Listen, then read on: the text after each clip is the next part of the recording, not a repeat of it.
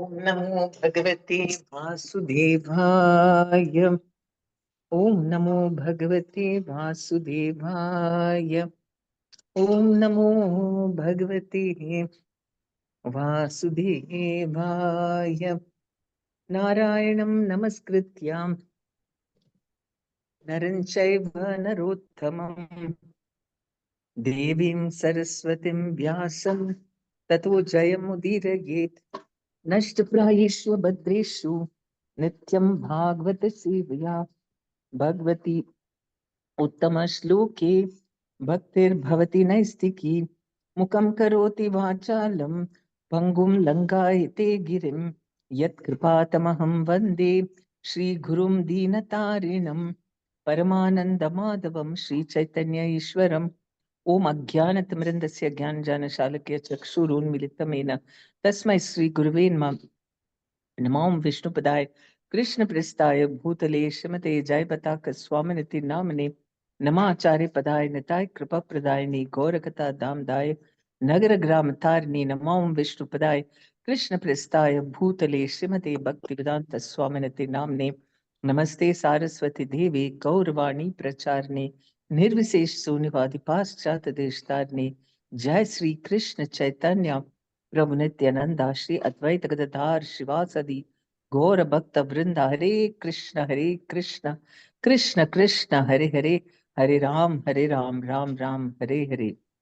Srimad Bhagavatam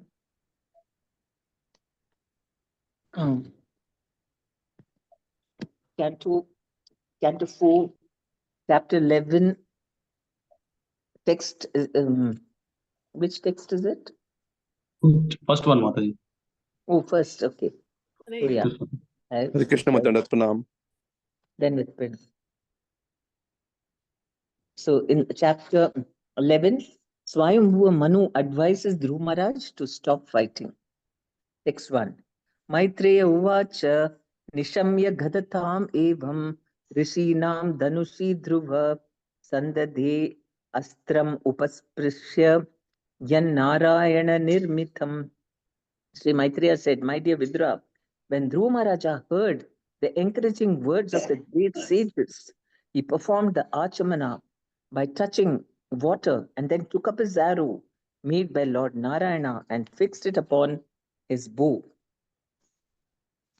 So the rishis, they had told that, dear Dhruva, O son of King Uttanapada, may the Supreme Personality of Godhead known as Sarangadanva, who relieves the distresses of his devotees, kill all your threatening enemies.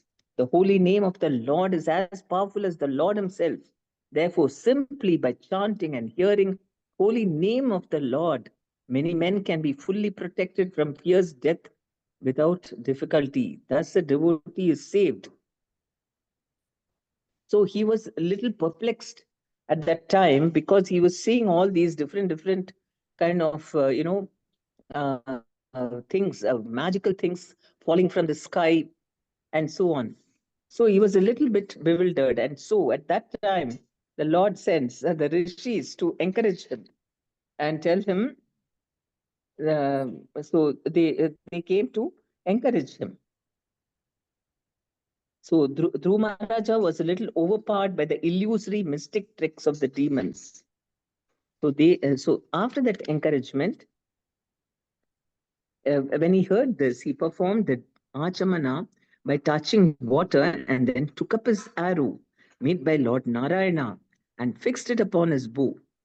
Purport. Dhruva Maharaja was given a specific arrow made by Lord Narayana himself, and he now fixed it upon his bow to finish the illusory atmosphere created by the Yakshas, as it is stated in the Bhagavad Gita 7.14. Mamaeva ye prapadyante mayam etam tarantite. Without Narayana, the Supreme Personality of Godhead, no one is able to overcome the action of the illusory energy. Sri Chaitanya Mahaprabhu has also given us a nice weapon for this age, as stated in the Bhagavatam, Sango Pangastra. In this age, the Narayana Astra, or weapon to drive away Maya, is the chanting of the Hare Krishna mantra in pursuance of the associates of Lord Chaitanya, such as Advaita Prabhu, Nityananda, Gadadhar, and Srivas. So it's a very powerful statement comparing the Narayana Narayana arrow with chanting of the holy names. There, Maya comes in different ways. There, Maya came in the form of all kinds of magical this thing and overpowering. They were trying to frighten Dhruv Maharaj. He was alone.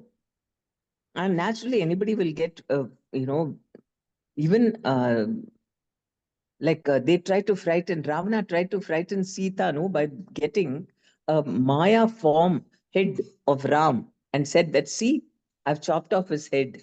Now you can be my wife. And Sita, for a moment, she was very disturbed. And then it is this one, what is her name? Trijada. She is the one who told, no, this is not Ram. Ravana has all these Mayavi tricks. It is. So she had to console her like that. So sometimes it's quite bewildering. Not that Sita was bewildered, but she was playing the role of an ordinary woman. Anybody will get disturbed. So, and that here, Maya can, so that was Maya, the illusory thing by which she was frightened.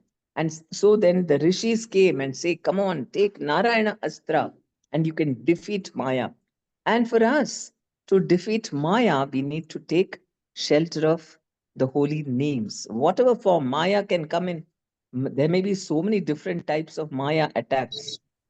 And or and the only way in which can be powerful, sometimes we may have to retaliate and fight physically or verbally or something, but the strength to do that comes from our astra, a weapon for this age is holy names of Krishna. So in this age, Lord Chaitanya came as a Brahmana, Brahminical astra. His astras are Sangha Upanga Astra. He came with his Sangha, his associates, and Upa Anga. These are the astras he had. And what did they all do? Chant Hare Krishna, Mridanga, Karatala. These are the astras we have. And a tongue to chant the holy name of the Lord, by which we can drive away Maya. Sandhiyamana etasmin Maya guhyaka nirmitha Kshipram vineshur vidura klesha gyano daye yatha. As soon as Dhruv Maharaj joined the Narayana Astra arrow to his bow, the illusion created by the yakshas was immediately vanquished. Just as all material pains and pleasures are vanquished when one becomes fully cognizant of the self. Purport: Krishna is like the sun, and Maya, or the illusory energy of Krishna, is like darkness. Krishna Surya Saman, Maya hai Adhikar. Maya hai Andhakar. Darkness means absence of light. Similarly, Maya means absence of Krishna consciousness. Krishna consciousness and Maya are always there side by side. As soon as there is awakening of Krishna consciousness, all the illusory pains and pleasures of material existence are vanquished. Maya metam tarantite. Constant chanting of the Mahamantra will keep us away, aloof from the illusory energy of Maya. So that is what we are. Maya is not very difficult to, Maya is very difficult to completely overcome. There are so many tinges of Maya which affect our mind, which is caught hold of our mind, our intelligence, and so on. And that's what we are battling. We are fighting with Maya by chanting Krishna's names, by taking shelter and pounding. And so if there is Krishna consciousness, then we can fight over Maya and be victorious. But if our Krishna consciousness is lacking, then Maya can easily swallow us. And especially if we are alone, if we are in sadhu sangha, if we have a lot of nice devotees around us, then Maya cannot capture us, because our devotees are there. They will advise us. or we take shelter of them, then Maya will disappear. Tasya rishashtam dhanush, no, tasya rishastram dhanusi prayunjata suvarna panka kalahamsa vasasa vinishrita avivishur dvishad bhalam yata vanam bhimarava shikandina. Even as Dhruva Maharaja fixed the weapon made by Narayana Rishi onto his bow, arrows with golden shafts and feathers like the wings of a swan flew out from it. So from one arrow, so many arrows flew out. They entered the enemy soldiers with a great hissing sound, just as peacocks enter a forest with tumultuous crowing. How is this hissing sound compared with peacocks' tumultuous crowing? Anyway, they entered the enemy soldiers with a great hissing sound, loud noise. All the arrows, they made noise also. Just imagine. So this is Narayana Astra, and so very powerful. And not only that, okay, then what happened? There is Tigmadhare Pradhane Silimukhair Itastata Punya Jana Upadrita Tam Abhyadaban Kupita Udhayudha Suparnam Unnadha Fana Ivahaya. Those sharp arrows dismayed the enemy soldiers who became almost unconscious. But various yakshas on the battlefield, in a rage against Dhruva Maharaja, somehow or other collected their weapons and attacked, just as serpents agitated by Garuda rushed towards Garuda with upraised hoods. All the yaksha soldiers prepared to overcome Dhruva Maharaja with their upraised weapons. So this is the way we can overcome these attacks by atheists or those who are challenging our religion.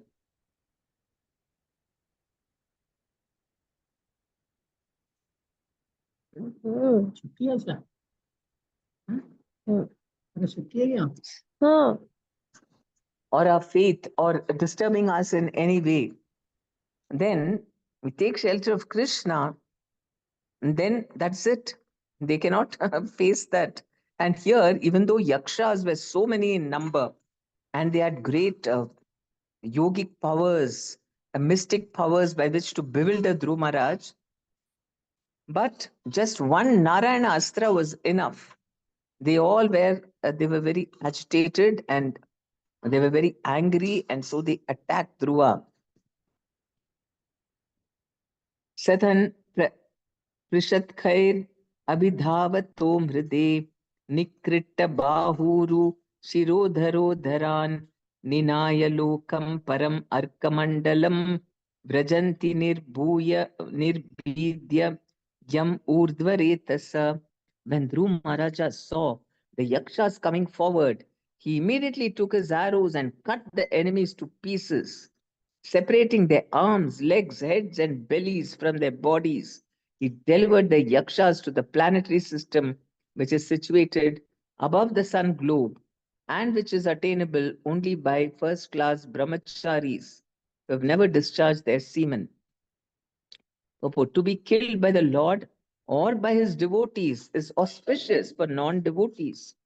The yakshas were killed indiscriminately by Dhruva Maharaja, but they attained the planetary system attainable only for brahmacharis who never discharged their semen. As the impersonalist jnanis or the demons killed by the Lord attain Brahmaloka or Satyaloka, persons killed by a devotee of the Lord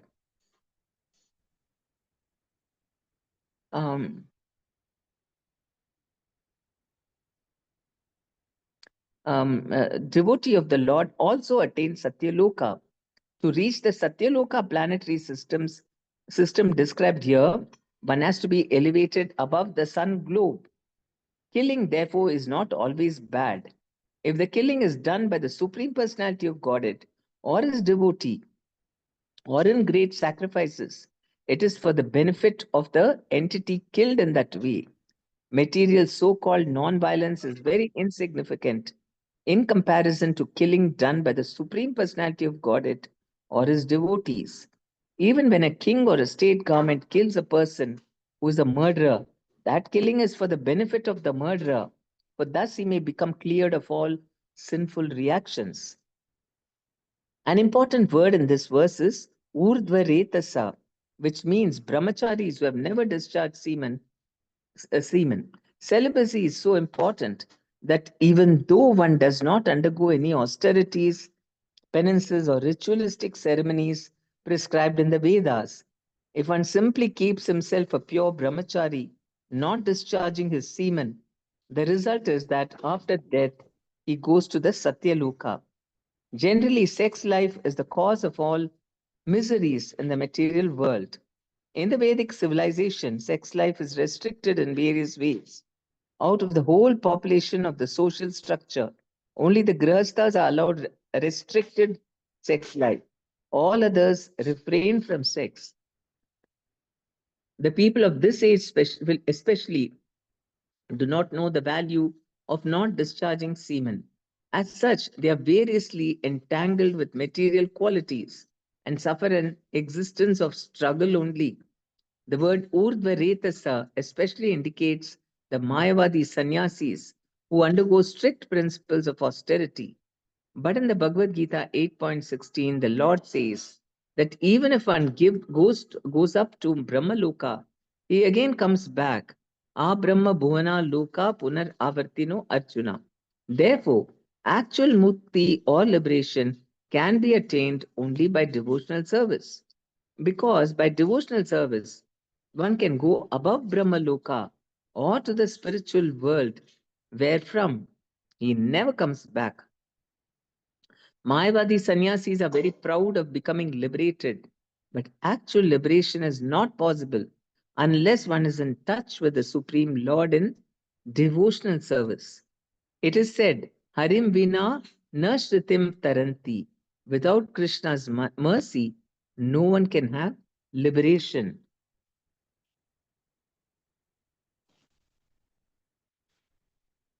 So Dhruva Maharaja was going according to whatever, I mean, he was not unnecessarily attacking, but then when he used the Narayana Astra and it was killing many of them and they got angry and attacked them. So he had to retaliate. And he immediately took his arrows and cut the enemies to pieces. And by killing them, he was actually delivering the yakshas to the planetary system which is situated above the sun globe and which is attainable only by first class brahmacharis who have never discharged their semen. So here Prabhupada is saying it is the Satya Loka above the sun globe. And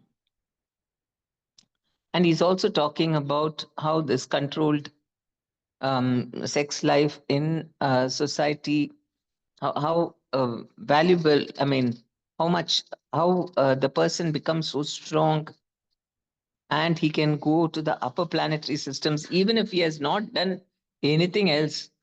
He has not done any Vedic rituals, he has not studied anything. Just by controlling himself in this, he can go to the Satya Loka.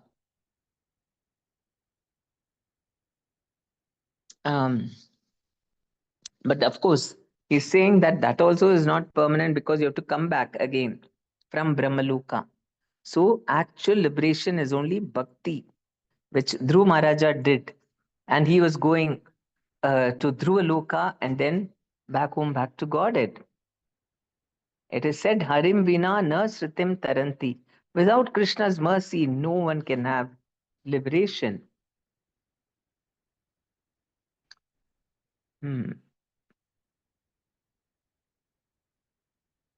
Tan Hanyamanan Abhivikshya Guhyakan Anagasas chitraratena bhurisha authanapadhim kripaya pitamaho manurjagadopagata saharshibi.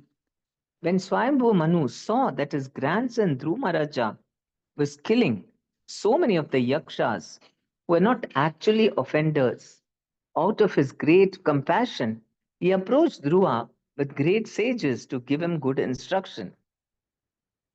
Purport: Dhrumaraja attacked Alakapuri, the city of the Yakshas, because his brother was killed by one of them. Actually, only one of the citizens, not all of them, was guilty of killing his brother Uttama. Dhrumaraja, of course, took a very serious step when his brother was killed by the Yakshas. War was declared and the fighting was going on. This sometimes happens in present days also. For one man's fault, a whole state is sometimes attacked. This kind of wholesale attack is not approved by Manu, the father and lawgiver of the human race. He therefore wanted to stop his grandson Dhruva from continuing to kill the Yaksha citizens who were not offenders. So this is Sanatana Dharma. That we always see what is right and we do that. Swayambhu Manu, he felt that it is not fair that everyone should be killed.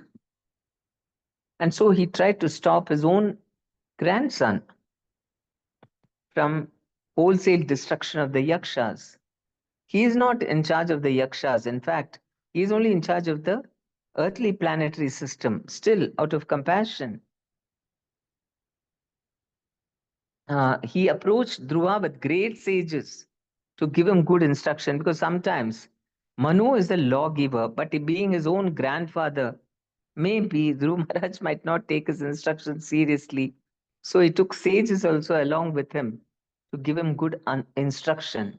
Manu Ruvacha alam vatsati roshena tamodvarena papmana yena punya janan etan avadistvam anagasa. Lord Manu said, my dear son, please stop. It is not good to become unnecessarily angry. It is the path to hellish life. Now you're going beyond the limit by killing yakshas who are actually not offenders. Purport. In this verse, the word Atiroshena means with unnecessary anger. When Dhrumaraja went beyond the limits of necessary anger, his grandfather Swayambhuva Manu immediately came to protect him from further sinful action. From this, we can understand that killing is not bad, but when killing is done unnecessarily or when offenseless person is killed, such killing opens the path to hell. Dhruv Maharaja was saved from such sinful action because he was a great devotee. A Kshatriya is allowed to kill only for maintenance of the law and order of the state. He is not allowed to kill or commit violence without reason. Violence is certainly a path leading to hellish condition of life, but it is also required for maintenance of the law and order of the state. Here, Lord Manu prohibited Dhruv Maharaja from killing the Yakshas because only one of them was punishable for killing his brother Uttama. Not all of the Yaksha citizens were punishable. We find in modern warfare, however, that attacks are made upon innocent citizens who are without fault. According to the law of Manu, such warfare is most sinful activity. Furthermore, at the present moment, civilized nations are unnecessarily maintaining many slaughterhouses for killing innocent animals. When a nation is attacked by its enemies, the wholesale slaughter of the citizens should be taken as a reaction to their own sinful activities. That is nature's law. So, how controlled in even showing anger? A devotee has to be so self controlled. Necessary anger has to be shown, but it should not go into unnecessary anger too much. So, Dhruva was on the borderline, and because he was a great devotee of the Lord, Krishna protects his devotees so much. Even if they are about to commit some mistake, then he will be there He'll send somebody or in some way protect his devotee always. That is the power of the devotee. Maya is very strong. But if we take shelter of Krishna, Krishna protects the devotee in all ways from committing mistakes. Because anybody can commit mistake. We are all prone to that. We are not like Krishna, invincible. We can get affected. But if we take shelter of Krishna, even we get disturbed or somebody, we are about to commit a mistake also. Krishna, prevents the devotee or protects him from committing those mistakes. And so Kshatriyas also only should kill for law and order of the state, not simply without any reason. And if you commit violence unnecessarily, it leads to hellish condition of life. And also he reasoned that only one of them has killed your brother. For that sake, you don't have to kill so many of them. So we find in modern warfare, however, that attacks are made upon innocent citizens who are without fault. So we saw the latest one in the Gaza, those Hezbollah, they went to Israel and they took innocent people, they killed small children. Imagine, small children lying in the cradle, such things, and then elderly people, so cowardly. And it says that if you make such attacks, then what happens is most sinful activity. Furthermore, at the present moment, civilized nations are unnecessarily maintaining many slaughterhouses. That is another thing. We think, we are only killing animals, so nothing will happen. Who can do anything? And it's allowed also in modern times. But that is why the wars keep happening. And wholesale, so many people are being slaughtered. And they don't know about it. That eating non-vegetarian is so cruel. How many, every day, how many animals are slaughtered? Why these non-vegetarians don't understand, I can't, and for the world. Why it's very clear. You're killing life to satisfy your tongue. And then somebody should, there are some films also, Krishna conscious videos made about this, about how meat eating is so bad. And, this is what is leading to all these wars. Externally, they cannot understand, it is not so simplistic. You kill some animals, why will wars take place? But when you bring Krishna in the picture, Krishna is the one who's giving reactions. And definitely the violent deaths which happen, accidents, murders, all these things is reaction because of killing defenseless animals. That way, vegetarians are also, they'll say, you're also killing insects and all that. So we are also not free from reactions. And that's why we need to offer it to Krishna, the food. Patram Pushpam Phalam Toyam, according to his own instruction. We offer and then we take. And that is why whatever violence happens, we're also cutting sometimes, the plants, though normally we just pluck the vegetables and fruits, which is not really hurting. But we may also uproot plants for, eating.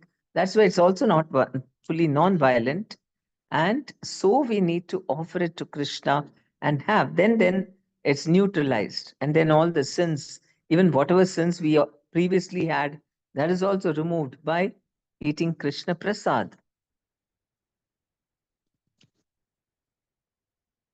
Nasmat kulochitam tata karmaitat sad vigarhitam vado yad upadevanam arabdaste akritais nasam. My dear son, the killing of the sinless yakshas which you have undertaken is not at all approved by authorities, and it does not befit our family, which is supposed to know the laws of religion and irreligion. So, plain speaking, he's going to the battlefield and telling him in a very nice way that the killing of the sinless yakshas, which you have undertaken, is not at all approved by authorities. And it does not befit our family, which is supposed to know the laws of religion and irreligion. Manu is a lawgiver, and his also his descendants, they will also be like that. So he's saying, how can we, when we know the laws of religion and irreligion, commit irreligion? Nanva ekasya paradena prasangad bahavo hata bhratur vadabihi taptena tya Vayanga Bhratrivatsala. My dear son, it has been proved that you are very much affectionate towards your brother and are greatly aggrieved at his being killed by the Yakshas. But just consider, for one Yaksha's offense, you have killed many others who are innocent. This is Sanatan Dharma, where everything is analyzed. There is no unnecessary violence at all. Only violence when it's really necessary, when nothing else works, and that also only controlled violence, only to punish that particular person. So much, there is so much hesitation to use violence only as a last resort. Krishna also showed. Mahabharat was not immediately, they had Mahabharat. Krishna personally tried to stop it by putting some reason, by reasoning with them, having talks with them. But because it failed, then he said, go ahead, fight. And he told Arjuna also, we must fight because that has now become your duty. But that is what we should see, how restrained it is in our religion.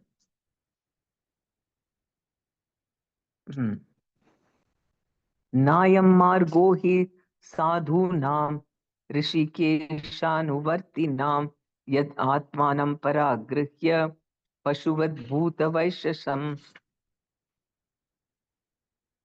One should not accept the body as the self and thus, like the animals, kill the bodies of others. This is especially forbidden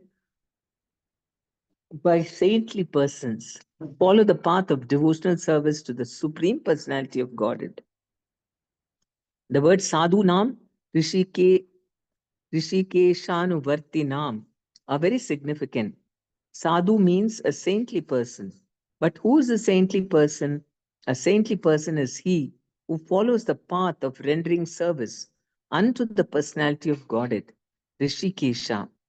In the Narada Pancharatra, it is stated, Rishikena Rishikesha Sevanam Bhaktiruchate. The process of rendering favorable service to the Supreme Personality of Godhead with one's senses is called bhakti or devotional service. Therefore, why should a person who is already engaged in the service of the Lord engage himself in personal sense gratification? Dhruv Maharaja is advised here by Lord Manu that he is a pure servitor of the Lord. Why should he unnecessarily engage, like the animals, in the bodily concept of life?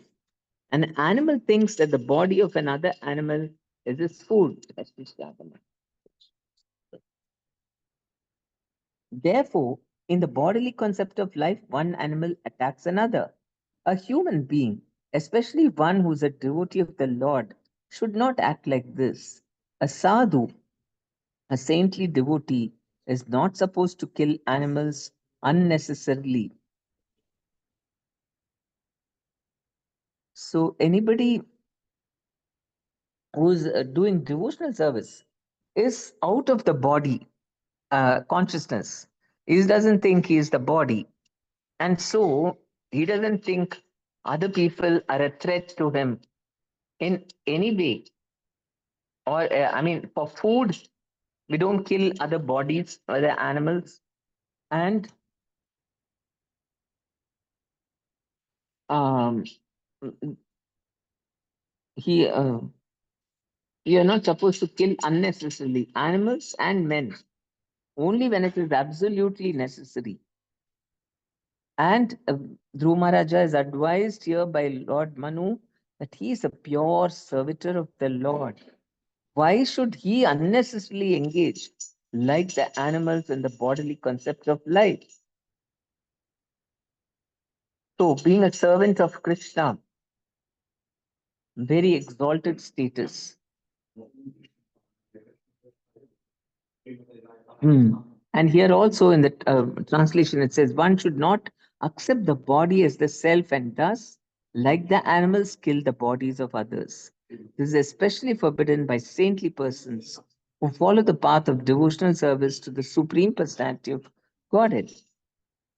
We can see that we don't feel like attacking and killing people the way some others do. Sanatan Dharma is very, very mindful about the life of everyone. The life is very, very important because that is the way through which, I mean, the life we have got is very important because it helps us in the path of self-realization. That's the most important activity, and that is Krishna's concern, not for sense gratification. Okay, everybody is, even animals and all that, they require sense gratification because they are in the evolutionary path.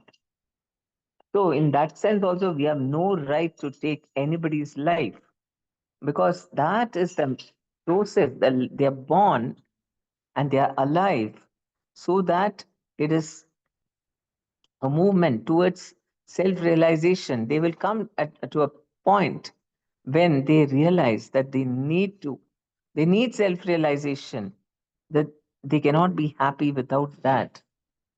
And when we understand the fact that self realization is the main goal of life, not bodily attachment and enjoyment and just being stuck here, automatically we see the two are diametrically opposite.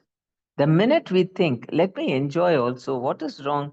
I'm only doing whatever is this thing. Enjoyment is there, but enjoyment as a servant of Krishna, doing things what we are supposed to do in every ashram or every varna, that keeps us very happy and peaceful and protected. So that's what Vishnu had told Dhruv Maharaj. When you become the king, uh, you will do everything as a devotee, as a servant of Krishna. So you will not be affected by the material world. But you see, material life is so very complicated that even a person like Dhruv Maharaj, a pure devotee, he is also gets entangled in a situation like this. Some problem comes and then you have to take action. How much action to take, all these things are there. But a devotee just depends on Krishna, and he does. And Krishna, if he is not able to directly tell, sometimes he himself could have stopped Dhruva from within. Enough, Dhruva, now you've done. But he also sends his devotees. So Swayambhu Manu came to warn him. And before that, the sages came to encourage him. So, a pure devotee, this is how he is completely dependent on the Lord. Whatever help he gets, whatever encouragement he gets, support, it is all arranged by Krishna. That's why pure devotee is not at all afraid of anything. Yeah, well, when Prabhupada set towards America, all alone, old person, he doesn't even have enough money, and he's struggling to go in that cargo ship. How did he? I mean, when you think of it, how can anyone venture to go like that in the old age without any help or support, no money? Because he was totally surrendered to Krishna. He knew that whenever I require something, Krishna will provide. That amount of complete dependence on Krishna. It's really amazing. It's a real miracle because that proves the point that you take shelter of Krishna, everything will happen. So Prabhupada showed it by his example. He had no support at all, no nobody backing him. But his only shelter was Krishna and the Hare Krishna mantra. And what came about? A big thing.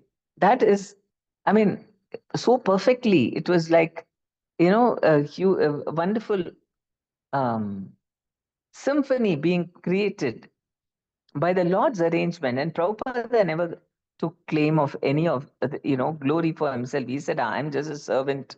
Everything is arranged by Krishna. Krishna has only sent me people. Krishna only gives the money also. Everything. He always acknowledged his Guru and Krishna for everything. I am simply carrying out their orders. So that is the pure servitor of the Lord. Perfect, because he is fully protected and guided by the Lord and his devotees. It's amazing. That is why a devotee is confident when he says, okay, I will do this service. You should not think he's so proud, He thinks he can do so many things. No. If he thinks like that, he will not be able to do.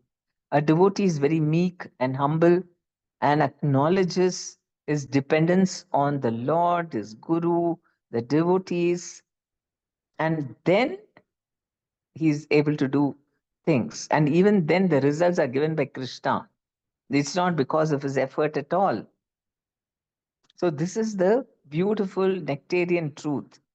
And we need to be very, very Krishna conscious, always depending on Krishna for everything, big things or small things, even small things.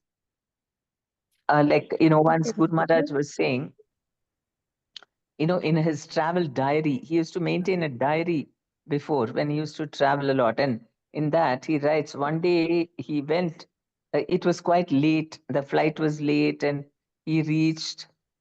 And then those parents, the devotees, in their eagerness to see Guru Maharaj, they hadn't brought prasadam along with him. The prasadam is there in the temple, and they come to receive Guru Maharaj, and it is quite late, and he's so hungry. And then he writes, the disappointment, oh, no prasadam. And he says, anyway, it is written, how much you're going to eat is already decided by Krishna. And he satisfied himself like that, but it's very sad. And in Hindi, there is a saying, Dani Dani par likha hai, Kane wale ka naam. So every grain that you're going to be eating today is already decided by the Lord. We get whatever Krishna decides. So that way, a pure devotee is not disturbed in all circumstances. Okay, this is the will of Krishna, and we let go. That is the real complete understanding, knowledge, intelligence we require. That's the only thing. We need to know that Krishna is the supreme controller, and we need to completely depend on him. Then we will not be disturbed. Even then we will have full self-control. Like Dhruv Maharaja, he had full self-control. The minute Swayambhu Manu came and said, stop, my dear son, immediately stopped. If he had been disturbed, he would have said, oh, grandfather, you don't know. Wow, I can, this thing, I'm feeling sad about my brother. He could have given some excuse and gone on. But he didn't even say any words in response. He immediately stopped. So that is a pure devotee. Whatever Krishna indicates, through either directly or through others, immediately ready to follow. Yes, Nirmala Haripriya Mataji, you have something, question or comment? Mataji, Hare Krishna. Yes, Mataji, whatever we are learning from the scriptures, like a devotee should have compassion, devotee must see Paramatma in others' heart, and theoretically it is okay, Mataji, but in practical, not in practical, we cannot see like that, and we cannot handle the people who are very cruel towards us, and we cannot escape from them also, because sometimes in family, these kind of people are there, and every day they are making I am giving as example of myself only. At my home, like my mother-in-law, she always spoke something to me, and she always scolds, criticism, sarcasm. From morning to evening, I have to face, and everything. Sometimes I used to think Krishna said we have to love others, we have to take care of them nicely, talk to them nicely. Even though we are so much nice to them, also in reverse, they are giving so much troubles and so much throwing stones on, and they are crunching our heart sometimes. And sometimes I thought, why should I show mercy on them? Why should I am talking so nicely to, because they are hurting me a lot, and I'm not able to hurt them back again. So theoretically, it is okay, but practically not able to apply, Mataji. So much trouble they are causing me. For the last few days, I'm struggling with these thoughts. Do I have to show mercy on these kind of people? Why should I show mercy? Or do I have to struggle again like this? In those thoughts, I'm struggling, Mataji, because every time I'm remembering, it is okay. We have to see Paramatma. We have to love. We have to take care. Everything we are giving, but in return they are doing so much hurt towards us. So with these kind of thoughts, I'm struggling, Mataji. And today concept, it is connected to me. That's why I'm asking. Practically, it is very difficult, Mataji. With them, I think. See, you have to be very clear about many things. First of all, what is the purpose of our lives? To make progress in spiritual life. Is that being affected? First, priority, I'm saying. The topmost priority is that you should be able to do your devotional service in your house. Now, are they stopping you from doing that? Yes, Mataji. How? Not stopping, but they are criticizing whatever I do. They are criticizing. Oh, you devotees are chanting, and what in Telugu they are saying చెప్పేవి నీతులు చేసే శ్రీరంగ నీతులు దూరేవి గుడిసెలు అని ఇట్లా, that kind of words she is What does using. it mean? That means people I don't know, Mataji, in English. Mataji, means people tell all kinds of ethics and morals, but they are not following that. They are doing something else bad, like that. She's telling. Okay. So I'm thinking, Mataji, what the bad I'm doing? Why she's talking like that? Even you sit also, it is wrong. You stand also, it is wrong. Even if you are eating also, it will become wrong. So like that, everything is, whatever I do is, it becomes wrong, Mataji. Okay. Now, see, the thing is, anyway, you're doing devotional service now. You're continuing to do, are you not? Oh, She will yes, do that. Mataji. She will do a lot of programs. Actually, Nirmala Hariya, she's very enthusiastic. And, she has Bhakti Diksha and, a study class. And even yoga sessions. In the yoga session, she will be preaching a lot, Mataji. She's In very, the very house. wonderful. The devotee. in-laws are staying with you, or Yeah. they're staying with you? Yes, Yes, Mataji. Mataji. Yes, Mataji. For the last Okay, but 1 in year. spite of that, you're having programs in your house. Yes, Mataji.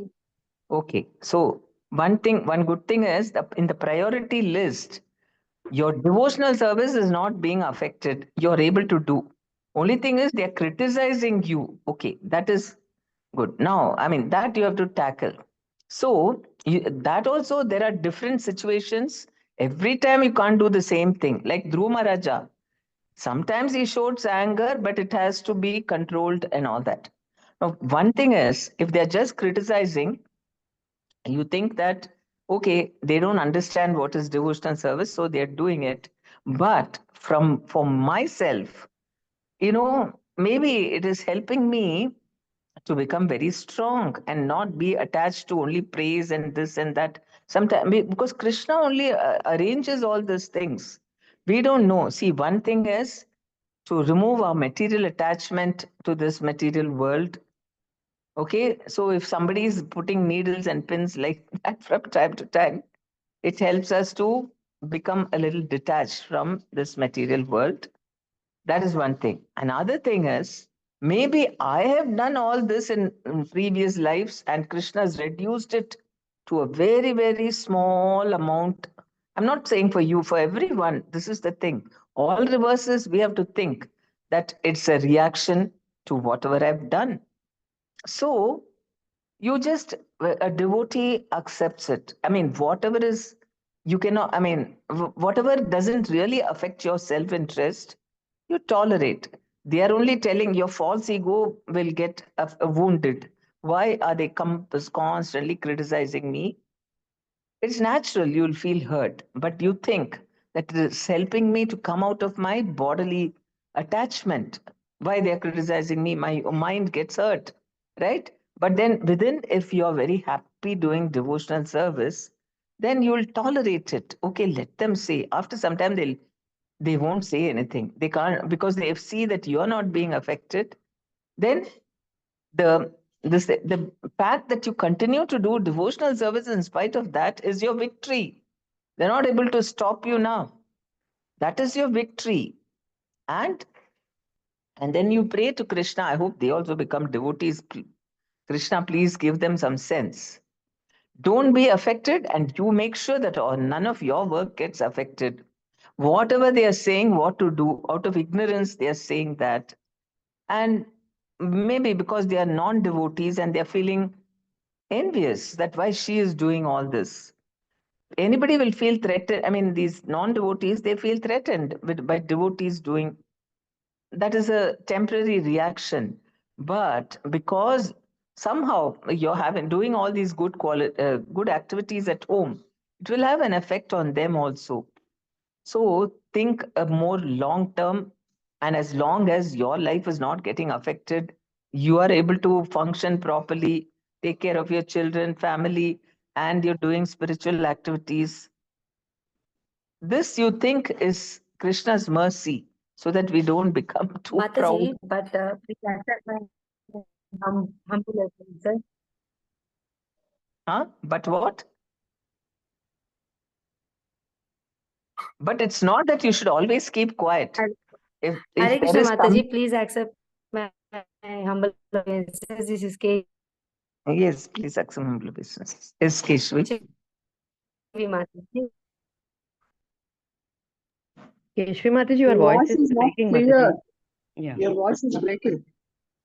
Mataji, can you hear me, Mataji? Hare Ah, Krishna. yes, now I can hear. Yes. Please accept my humble obeisances, Mataji. Yeah, please accept. Mataji, but like, practically when somebody says something, we are doing so much for them, and somebody says something. Sometimes, our heart get hurt, and we'll get little bit of disturbance. Like, maybe we should not get disturbance, but for few minutes or few minutes, our mind will be disturbed, right, Mataji, until we Yes. realize that I should not get disturbed. But that moment is very painful. She was saying, Mataji, that moment is very painful. That she's feeling like, how much I'm doing since morning to night, and this lady is saying so many things. She's not able to tolerate those things, Mataji, actually. So, yeah, it is natural. I'm not saying that, I'm not condemning her for that. I'm saying that we have to learn lessons. In whatever Krishna gives is only helping us to go more and more, inner directed for self realization.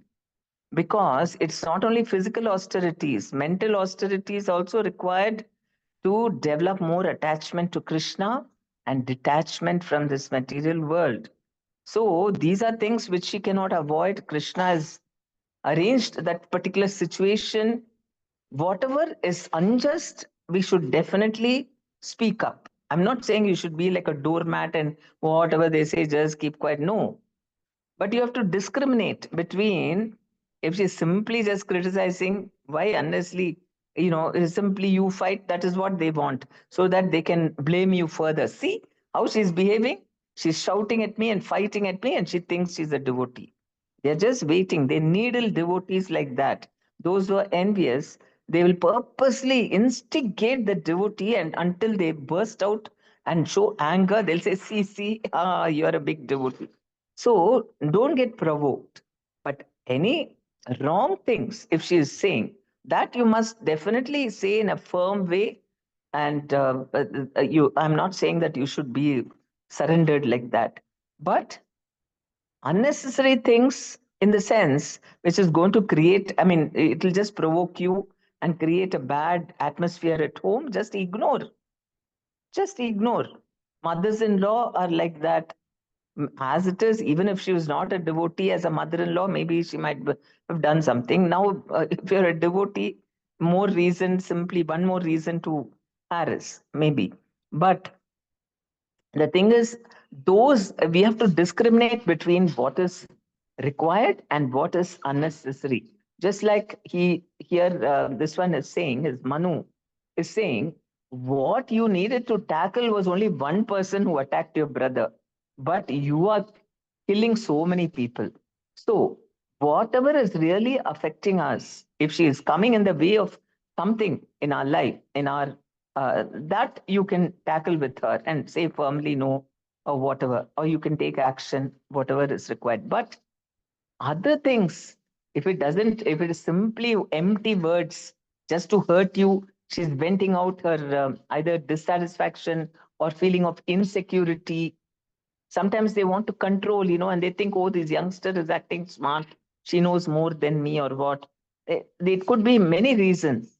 It could be her insecurity, or she's comparing herself, and it's just insecurity. So just ignore and think that it is helping me to become more inner directed. See, we are depending so much on external things, and we are weak. And when Krishna knows that, he wants us to become strong, where outside things don't affect us. Yeah, Sukha Dukkha Same Kritva, Labha Labho Jaya Jayo. We're supposed to be like that. So these sort of pinpricks, you think that, okay, I'll take more shelter of Krishna and chant and hear more, cry out to Krishna. And definitely you will see an improvement in your own consciousness. And because of that, external things also will change. This will be there only. See, everything that happens is related to a karma. Even if you think it's because of karma, I mean, not if you think, it might be due to karma, then by your taking shelter of Krishna, that karma goes away. Then who knows, your mother-in-law might become a very nice. Okay, there might be any changes because the karma requires that she behaves like that. Now, if you remove that karma, she will not behave like that, isn't it? So we can change things. That is why we have the greatest weapon with us. Hare Krishna mantra can do everything. You don't need anything more than Hare Krishna mantra, really. For all problems, one mantra is enough. So this is all Maya, right? This everything is Maya. The relationship that you're the daughter-in-law and she's the mother-in-law, and then she this. She's trying to upset you. Everything is just Maya, and you're getting affected is also Maya. And just like Dhruv Maharaja, he got bewildered. He got bewildered by all those Maya things which they showed. Likewise, you're getting a little bewildered by what mother-in-law is saying. And then the sadhus came and said, don't worry, take shelter of Narayana. And so he took the shelter of Narayana as a Kshatriya, he took the arrow. So you have the holy name to take shelter of. Sometimes, you should thank your mother-in-law that because of her, I'm becoming more surrendered to Krishna. It is like that. When people harass you and you take more shelter of Krishna, you should thank them. If that person was not there, maybe I would have been very cool and very easygoing. But now I'm made to depend more on Krishna, right? And by your taking shelter, definitely it'll have its effect. You see that. When you take shelter, within you become more Krishna conscious, it will have an effect on the external also. She will change, or whatever Krishna has decided, it will happen by which you will not suffer. Suffering will go away, but suffering will go away only when we give up. What is the cause of that suffering, especially for a devotee? It is simply to purify him and make him more Krishna conscious. Nobody can avoid that. Even the gopis had to suffer in the forest, and Krishna said, I did that so that you will come closer, more purified, and more desirous of me, and all that. So everybody does like that. That is Krishna's way of bringing us closer to him. So if you want to come closer to Krishna, take everything as an opportunity for you to, for your purification, for your advancement in spiritual life. Okay, so you won't feel self-pity. That is the main thing. We feel something is unjust, then we'll get upset, angry. We'll think, why I should suffer like this? But you're very nice, you're coexisting, you're tolerating, you're just getting upset. But that part also you can overcome by understanding that it is contributing to your progress in spiritual life. Then you will not be upset, okay? And it will definitely have a positive effect. Definitely. You will see how she herself changes. If you become very positive and you're not disturbed by her words, she will change. Okay, Mataji. Thank you, Mataji. Hare Hare Krishna Mataji, I want to ask one question, Mataji. Like you were saying about Prabhupada, how he struggled and he prayed Krishna and the Guru. So Mataji, right, like when he was in US, his god brothers also, they did not help him, right, Mataji? But he wrote some letters and they didn't respond. They didn't help him, right, Mataji? Yes. So how did he feel and how did he used to pray, Mataji? Just I want to know. He was just surrendered to Krishna, to his Guru's instructions. And he didn't have any self-pity. He thought, okay, Krishna made me come here. Guru gave me orders to come. I'm doing. And Krishna, he depended only on Krishna for all the help. So Krishna sent people to help him. So he didn't have any animosity towards his god brothers, nothing like that. But when he came back, they were not satisfied. They wanted to claim that they only had sent him. They wanted glory from that, or some of them felt envious towards him. Those sort of things, then he tried to avoid them because they didn't have proper mood. What Okay, was your Mataji. question? No, Mataji, like, if sometimes it happens, like, for Prabhupada also happened, right? Sometimes if you feel like, some devotees are not talking to us or not doing well with us, so how we need to feel? We need to feel lonely, or we need to feel like something we did really wrong, or just we need to surrender to Krishna completely. How we need to think? The topic came, so just I was asking Mataji. No, you can talk if it is devotees. You should always always we must talk out. Otherwise, unless we speak out, we will not understand what's running in people's minds, isn't it? So in Vaishnavas, I mean, if you have some relationship with them, you can definitely talk. What is the reason? What have I done? Can you please enlighten me? And so on. And so it might be some misunderstanding or whatever it is. See, that is how we can collaborate. Otherwise, we'll all be islands. If you think, because there will be misunderstanding. Misunderstandings happen at the drop of a hat. Because you won't know what's running in my mind. I don't know what's running in your mind. Unless we speak up, then we'll think, oh, I never thought like this. I didn't know. I was imagining something else. So the mind is like that. The mind always is most negative. Mind, that is why one more reason to overcome the mind is mind by nature, default, it only thinks negatively. So we always assume the worst about people. They're not talking to me. Oh, maybe she never smiled at me, not today.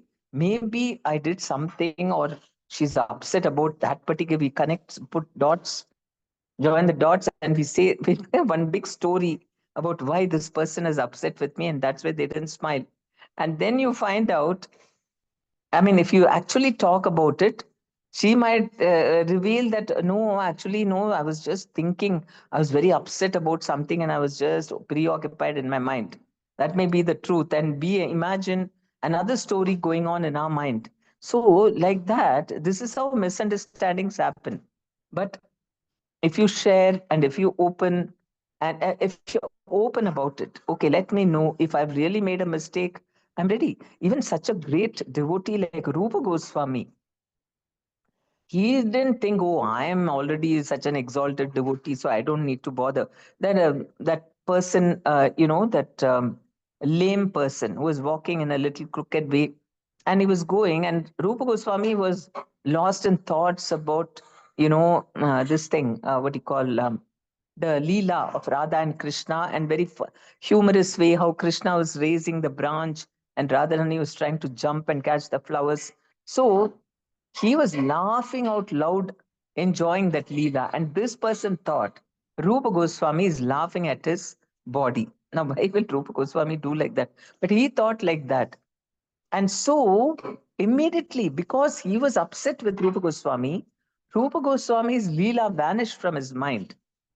So this is what we are all interconnected. We cannot say, I'll be alone, I will do everything on my own because I'm upset. And so Rupa Goswami, yeah, Sanatan Goswami, why did this happen? The Leela suddenly went away from my mind. He said, this can only happen through Vaishnava Aprad. You have committed, somebody is upset with you, you have done something by which somebody is upset with you. That is the reason. But Rupa Goswami said, I don't know whom I upset. And how do I know? How do I find out? So Sanatan Goswami said, just you ask all Brajavasis to come for a feast tomorrow. And the one person who doesn't come is the person who is upset with you. Likewise, they found out this person never came. And he went and asked, what did I, please tell me? How have I hurt you? And he explained this. And then everything was fine. Then Rupa Goswami, then that person came to know, I unnecessarily concocted in my mind. Rupa Goswami never even saw me. He was in his own meditation. So like this, we're all interconnected. We cannot say, I'm an island, I don't need people, I will just keep quiet, I'll stonewall them, I'll not talk, I'll pretend as if I'm not affected, or sweep it Hare under the Krishna, carpet. Hare Krishna Mataji.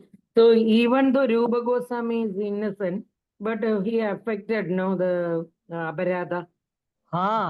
Because that is what? No, we are all interconnected. Krishna doesn't want any devotee to be upset with one another, all that. So if we have even, that's why we say knowingly or unknowingly, if I've hurt you, please forgive me. Even unknowingly, if I hurt you, finished. I'll have to pay the consequences. So that is why we don't know unknowingly. See, I may not even know. Maybe you're very angry with me and I don't even know about it. And so, and suddenly you give a very strange reaction. Say, I ask you for help and you say, I'm not going, why should I? Or something, you rebuff me, something rude you are saying to me. And I might be shocked. Oh, I thought this person is my close friend. Why is she saying like this? So if I just keep quiet and think, oh, maybe, I think, she must be envious or something like that, and my mind comes up with my own concoctions, then what will happen? There'll be a big schism between us and no relationship. And that is not nice. Krishna wants that Vaishnavas are together, they have loving relationships. That satisfies Krishna. So if I open up and ask what happened, did I offend you in some way? And then you should also open up and say, yeah, I thought like this. This is that day, you did. Really, I don't even know. Really, you thought like that? Not at all. It's not true. And then I explain, and then you're satisfied. So unless we open up, how are things going to come out in the open? And that's why we need to keep on having Ishtagoshtis. Prabhupada wanted that there must be Ishtagoshtis. Because in the beginning, in the Brahmacharya ashram, in the temple, constantly they would be quarreling this, that. He said, no, okay. Every now, you must settle whatever differences of opinion, whatever this thing, get together. There'll be neutral people there, and then the two opposing parties sit there, and then they will see the thing and explain to both people, and everything will be sorted out. So we must have Ishtagoshtis and settle everything. We must have some neutral party there, and then whoever, I mean, if it's a serious thing. Otherwise, you just go, and approach and say, this is what. And we must share these, because without our knowledge, we may be hurting people, because we are only thinking about our own feelings and everything, and we don't know how we are impacting other people. So it is good to exchange. You should not stonewall and say, okay, now I'm not going to talk to that person at all. Or we put it under the carpet and pretend as if nothing is wrong. But in the heart, it is there. This person did like this person did like this. So in a community, we can't afford to do that. So it's good to go and talk it out and ask. And also, maybe sometimes we have made a mistake, then we should apologize. I'm very sorry. And Vaishnavas are very kind, they'll forgive. Or if you're faultless, then the other person will beg forgiveness. I'm sorry, I misunderstood you. So it's very good. Or if both have made mistakes, both can apologize and everything will be very nice. Isn't it? It's not nice to have any bitterness about any, especially among Vaishnavas, because Vaishnavas have many good qualities. It's not that okay, people make some mistakes, they may have some anartha, but basically they are good because they are worshipping the Lord. It's not a simple thing to chant Krishna's names and to serve him, to be his devotee. It's a very good quality. So if we see the spiritual aspect of people, we can always get along. If you see the material aspect of people and think, oh, these modes, never they are going to improve. Modes of material nature are always there, very difficult. Then that is how it is. Positive is, if you see everyone as spirit souls and they all have good qualities, they may have some little anarthas, but we can overcome that through proper understanding and helping one. This is how we can help one another, isn't it? Yes, Kirtan? Mataji. Very, very nicely you explained, Mataji. Yes, Mataji. Okay, thank you. Hare Krishna. Mataji, today you covered 4:9, 4:11, 10, Mataji. I was away for some time, so.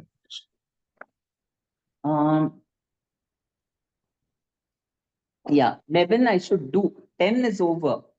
Okay, Mataji. 11 you will do on Monday. Okay, Mataji. And Mataji, like whatever is written in the scripture, it's not the dry speculation or philosophy. It's a real, actually. It's not that we can say it's just a theory. It's a real, because acharyas have followed, and I mean, it's all coming from Krishna and all acharyas following. So, I mean, it's not just a theory which cannot be implemented. It's a real, and then we have seen acharyas following and a lot of people following that. Yes, it is meant for following only. No theory. Spiritual life is not theory at all. Oh.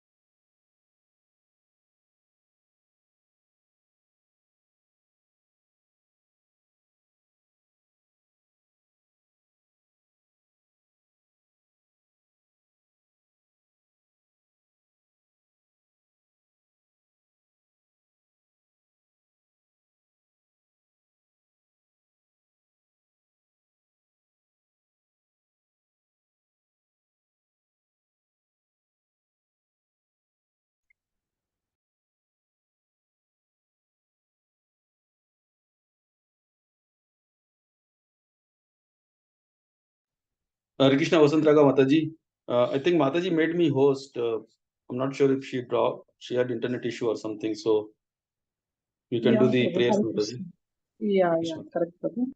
We'll just wait, Prabhu, 1 minute and we will close the class. If she may connect sometime. Okay, Mataji. Otherwise, we do. Okay.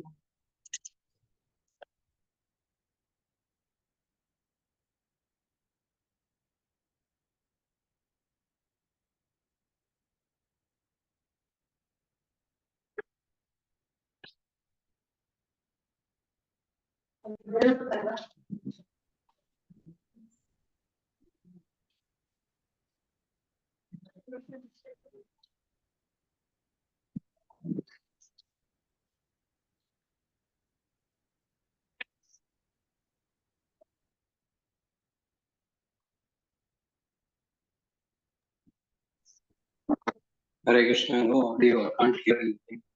No, actually, Mataji got disconnected, Prabhu. So maybe some Disconnected. network issue or some. She got connected, sorry. She got connected. Hare Krishna. Okay. Sorry, the charge Hare went Krishna. off. Yeah. That's the same Okay. thing. Hare Krishna. Okay. So we'll go for prayers now.